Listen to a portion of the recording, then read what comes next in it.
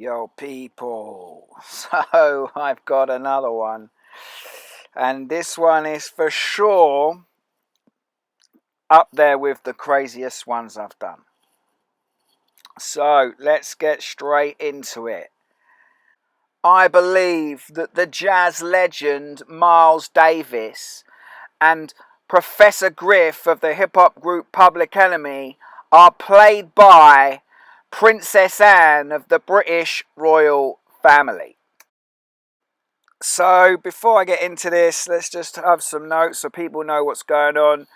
Miles Davis is a famous jazz musician, trumpet player, as you can see here. Pioneered jazz, took jazz into new levels, was an incredible musician, and totally respected within his art form. And Professor Griff was a member of the hip hop group Public Enemy, known as the Minister of Information, and was in charge of the S1Ws, the security of the First World, basically the military dancing guys. And he was a martial artist, and he would do martial arts on stage, and he was part of the militancy of Public Enemy, and he really gave them that image. And when Griff wasn't part of it, after he got thrown out for making controversial remarks about Jews, Public Enemy definitely lacked that original militant image and feel that Griff brought to it. So anyone that knows my videos knows that I'm a Public Enemy fan, or I was back in the day. First group I ever saw live in 1990, and a massive influence on my music. But I'm well aware of what's going on now, but this is still up there with one of the craziest ones that I've done.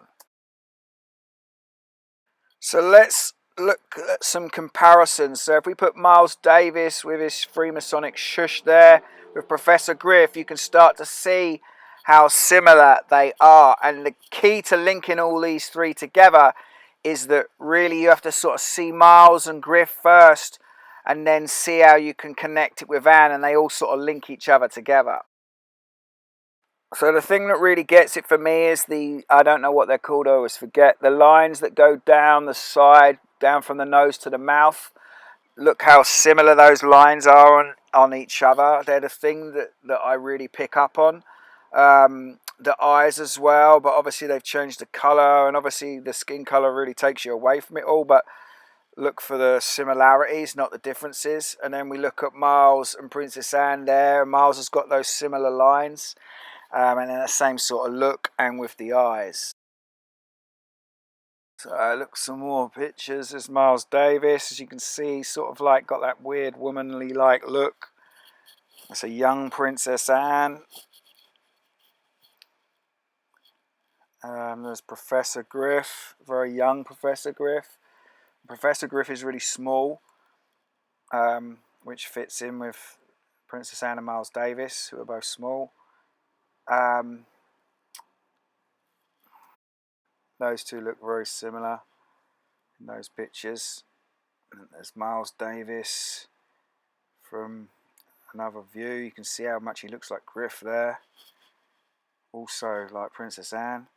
Now, so there's really not many links with Princess Anne and Miles Davis. But Miles Davis did an album called Bitches Brew, which obviously could be a reference to a female.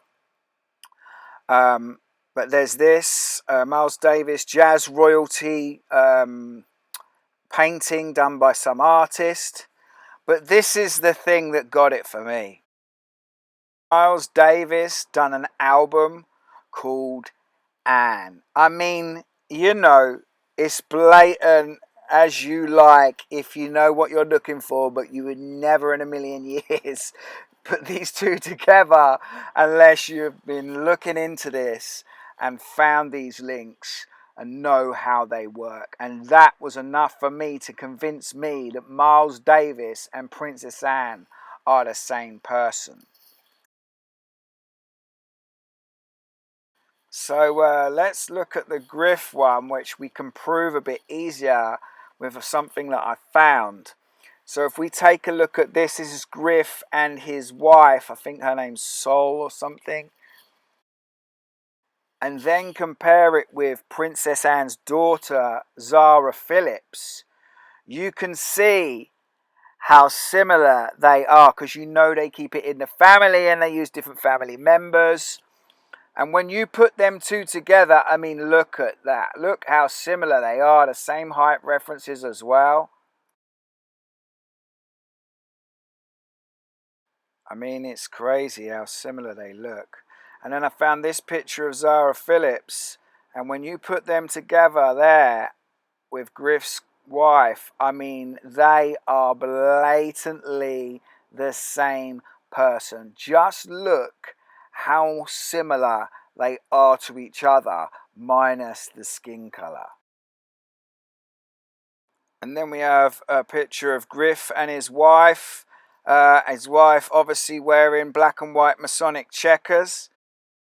Then when Griff left Public Enemy, he started a group called the Last Asiatic Disciples, and his album was called Pawns in the Game. Obviously notice the black and white checkerboard, Masonic checker reference. Pawns in the Game as well, blatant.